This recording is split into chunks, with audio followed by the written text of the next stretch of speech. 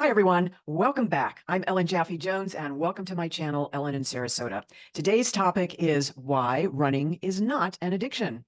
Why would anybody say that? We'll get into it. But first, I just wanted to say welcome our new subscribers. Welcome people who are just popping in. Welcome especially to people who have been with me since the very beginning, 2011, when my YouTube channel started. And for those of you who are here, just know that this is a safe space. No question is too small or too stupid. All are welcome. Now let's dive into this topic. Why running is not an addiction.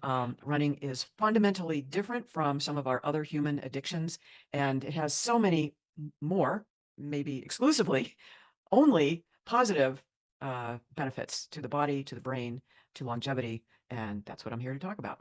Running has so many positive benefits, both for physical, mental, and emotional ways in which this plays out. And I just can't stress this enough. And they're all positive. Now, maybe you've seen doctors running around the country, as I have, who show MRIs of the brain that show sugar actually lights up the part of the brain that cocaine does, but sugar does it even more so.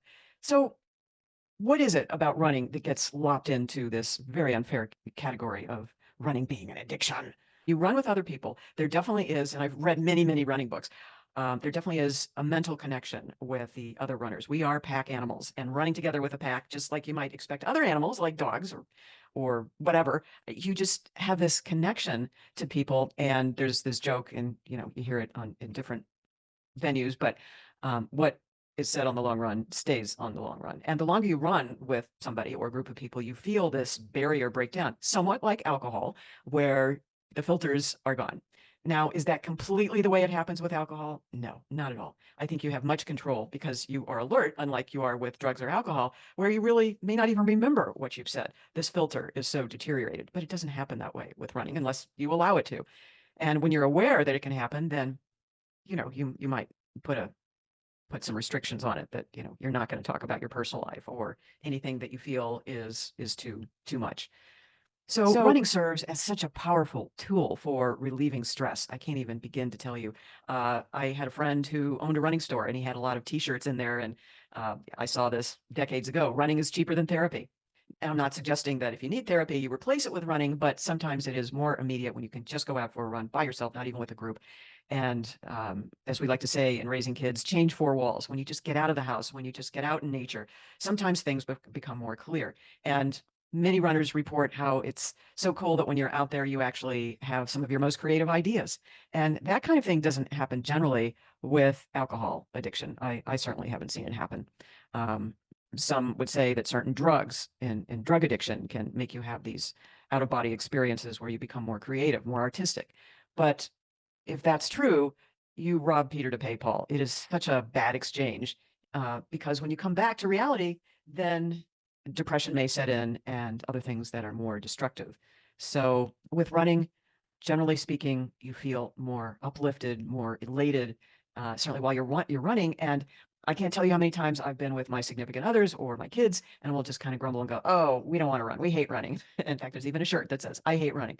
But once we've done the run, whether it's training or a race, especially, um, we never express regret. We're always glad that we've done it.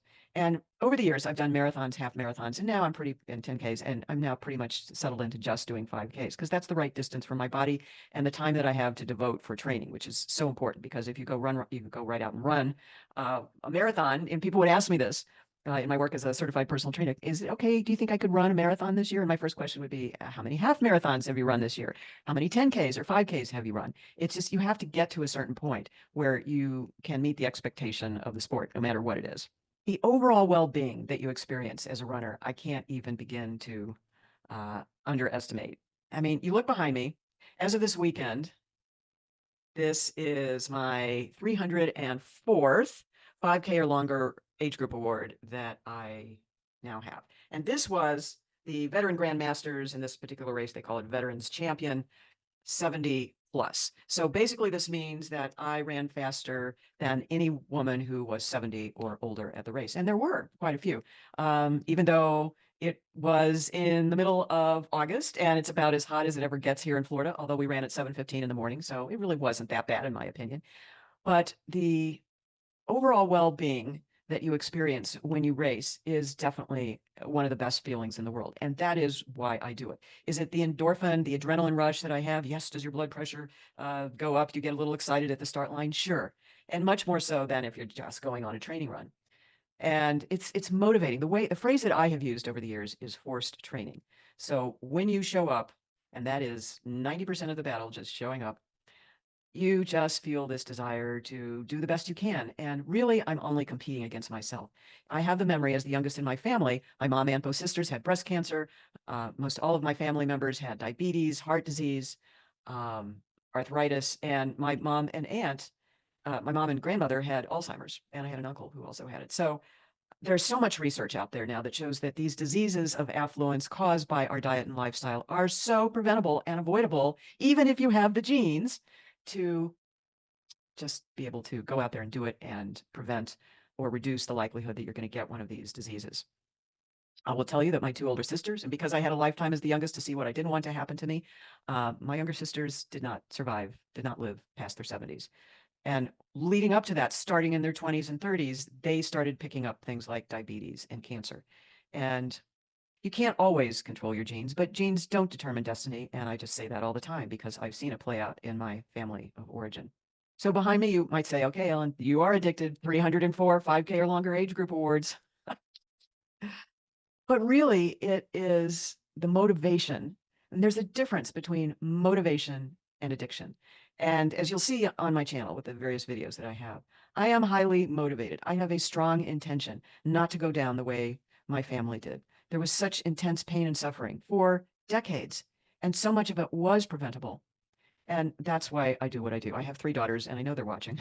Maybe not this video, maybe not my YouTube channel, but they are watching how I lead. And I have seen this play out in my extended family, where I have several cousins now who are vegan and are really making a conscious effort to stay fit, doing pickleball or whatever it takes so that we don't end up like the many relatives that we had the occasion to see. And I'm sure you have seen this too in your own families, and I'd love to hear about your experiences and how you are trying to beat the genes or defy the odds or whatever the doom and gloom that the doctors have maybe predicted for you based on the tests that they do. And it is important to have a baseline, of course, and to know what you're dealing with.